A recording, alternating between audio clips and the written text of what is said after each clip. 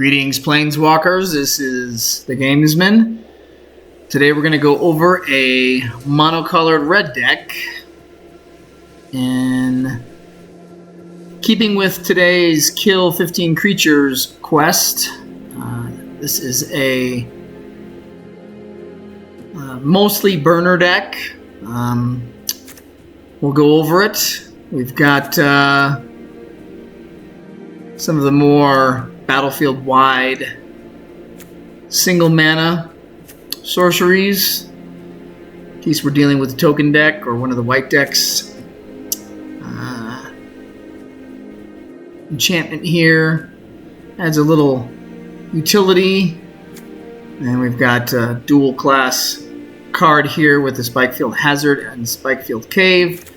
Bloodthirsty Adversary, of course. This is a great card when dealing with instants or sorceries, especially cheap ones. Burning Hands, Cathartic Pyre, Cinderclasm, all looking to do damage. You've got the Curse of Shaken Faith. If your opponent has a lot of mana and casts a lot of cheaper spells, the Flame Channeler should be pretty easy to transform early on in the deck. Also doing damage with the Kessing Flamebreather, Magmatic Channeler, getting boosted when we've got instants or sorceries in the graveyard. Roil Eruption, Roiling Vortex, Smoldering Egg to build up and get a dragon out. Thermo-Alchemist, I'm sure you've played against somebody with one of those. Dual Strike's a nice card, and then Shatterskull Smashing for the late game. Birgi God of Storytelling for the extra mana. As we get into the more expensive cards, Crush the Weak, Geistflame Resevoir, Go-Shintai of Ancient Wars. If you've got that one leftover mana at the end of your turn. More instants and sorceries. Wish goes towards the sideboard of Critical Hit, Kessing Flamebreather, Roil Eruption, Thermo-Alchemist, Alchemist's Gambit, Bloody Betrayal, or a Flame Skull.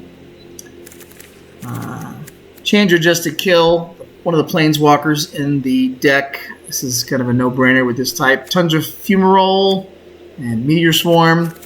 This is a really good card. A free Flame Painter, late game, you're doing double strikes, and every time you hit, you're casting from your graveyard with no cost.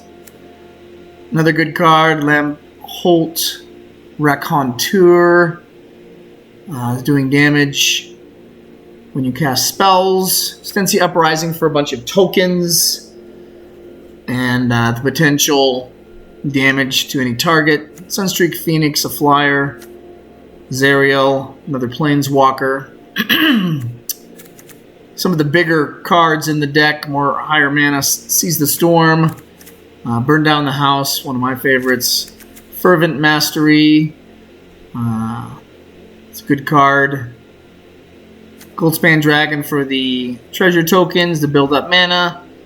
And some more land utilitarian spells. This is an exceptionally good card, the Dire Strain Anarchist or Volatile Arsonist. When Volatile Arsonist attacks with Menace and Haste, it deals 1 damage to up to one target creature, up to one target player, and or one target planeswalker, and then it basically doubles as it's Nightbound.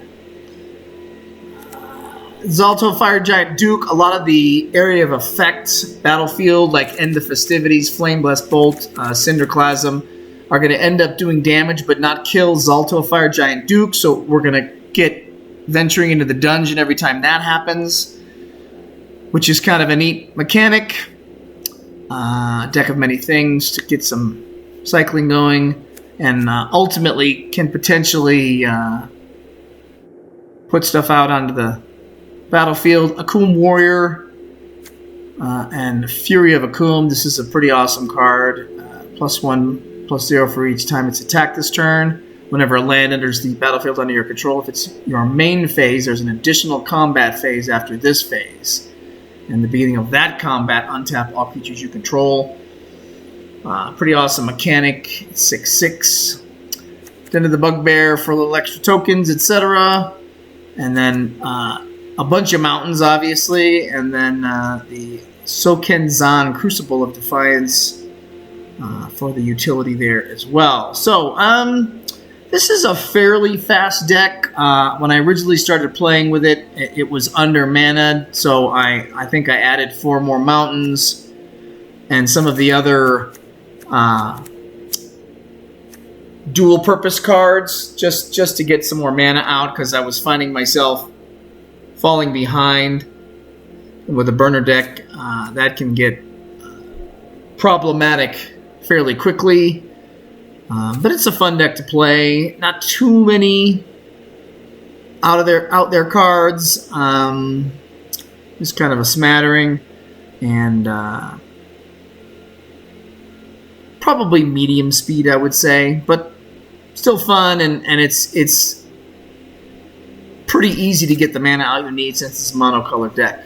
So you could use this in color magic if you were playing with actual cards, etc. So this deck, you could probably come up with a lot of suggestions for this deck. I don't think I have a really good collection of red instants and sorceries, but it seems to do okay. Again, love it if you'd subscribe. I'll be putting out, obviously, more deck concept videos. I've got a ton more to go. I've got a couple of, probably 3 pretty epic decks that tend to own high up into these standard ranks in the diamond and platinum levels. So I'm going to save those for later. One in particular, an all black deck, and one an all white deck. So stay tuned for those. Again, appreciate it if you'd subscribe and leave a comment or a suggestion, and we'll see you in game Magic the Gathering Arena. This is the Gamesman saying so long.